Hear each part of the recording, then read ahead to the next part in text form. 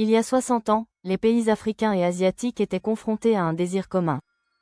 Ils voulaient abolir le régime colonial et stimuler le développement économique. Depuis lors, de nombreux pays asiatiques sont devenus des puissances économiques, axées sur l'exportation. Le Japon et la Corée du Sud ont adopté des modèles de développement dirigés par l'État, investir massivement dans l'éducation, les infrastructures et l'industrie. En 1961, la Chine figurait parmi les 10 pays les plus pauvres du monde.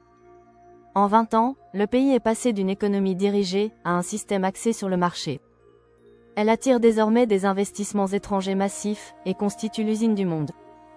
D'autres pays asiatiques sont également des acteurs majeurs de la production et du commerce mondiaux. Après les guerres de Corée et du Vietnam, une grande partie de l'Asie a bénéficié de décennies de stabilité politique relative. Ni l'Union soviétique, ni les anciennes puissances coloniales d'Asie ne sont intervenues militairement dans les affaires asiatiques. L'Afrique n'a pas eu autant de chance depuis 1960. La Grande-Bretagne, la France, la Russie et les États-Unis ont envoyé des forces dans des pays africains, directement ou indirectement, à des dizaines de reprises, pour soutenir leurs intérêts commerciaux et politiques. La Chine a financé des projets d'infrastructures sur tout le continent.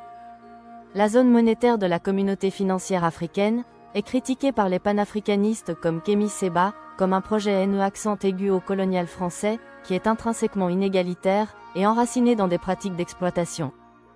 Contrairement à leurs homologues asiatiques, la plupart des pays africains n'ont pas réussi à s'industrialiser et dépendent toujours des exportations de matières premières.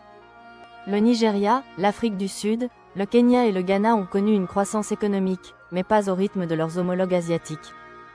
Le manque d'infrastructures et de services de base, combiné au changement climatique, à l'instabilité politique, aux conflits fréquents et à la corruption généralisée, ont entravé la performance économique de l'Afrique.